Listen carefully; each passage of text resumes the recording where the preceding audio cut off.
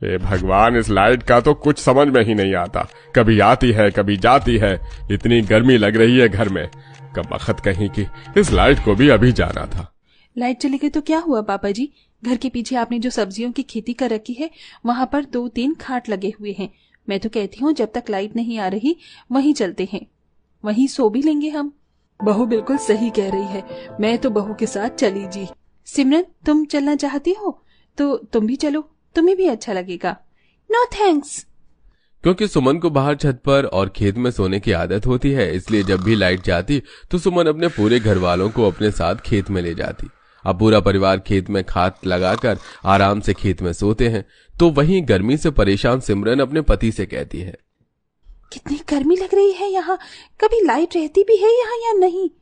सिमरन, तभी तो भाभी तुम्हें कह रही थी कि खेत चलो, और अब तो मुझे भी गर्मी बर्दाश्त नहीं हो रही। मैं भी खेत जा रहा हूँ सोने में, तुम्हारा मन हो तो आ जाना। तुम्हें जाना है तो तुम जाओ, मुझे कोई शौक नहीं है तुम्हारी उस गवार भाभी की बात मानने का। अब दिवाकर भी सोने के लिए खेत चला जाता है, पर सिमरन अपने कमरे से बाहर नहीं निकलती। समय यूं ही बीतता है और एक दिन, हे भगवान, इस एसी को क्या हो गया? घर में तो कोई है भी नहीं, पापा जी भी खेत गए हैं, अब किससे बोलूं? क्या हुआ देवरानी जी, तुम इतनी परेशान नजर क्यों आ रही हो? आपको बताने का भी क्या फायदा, आपको तो खुले में सोने की आदत है, ऊपर से मेरे एसी भी खराब हो गए हैं। इसीलिए कहते हैं देवरानी जी, सिर्फ एसी की हवा खानी सेहत के लिए सही नहीं। अगर आप मेरी तरह खुले में सोने की आदत डाल लेती तो आज एसी के खराब होने पर आपको इतनी दिक्कत न होती। और वैसे भी अब तो रात होने वाली है, अगर एसी वाले को मैं बुला भी लूं तो वो कल सुबह से पहले नहीं आने वाला। पर कोई बात नहीं, आपकी गवार जेठानी आपके लिए इतना कर सकती है। मैं अभी एसी वाले को फोन करती हूँ और उसे कहती हूँ कि जितनी जल्दी हो सके वो कल आकर सबसे पहले आपकी एसी ठीक कर दे।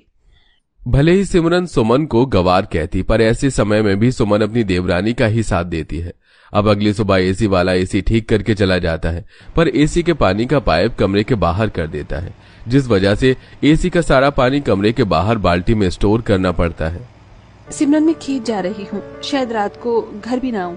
अगर तुम्हें खेत में सोना हो या तुम एसी की वजह से परेशान हो तो घर के पीछे ही खेत है, 10 किलोमीटर की दूरी पर, आ जाना।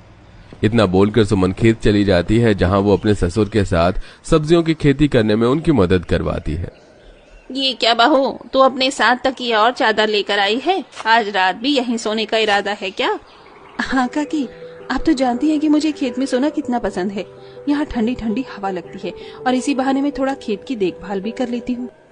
तुम्हारी देवरानी नहीं आई? उसे एसी की आदत है काकी। इस तरह सुमन अपने ससुर का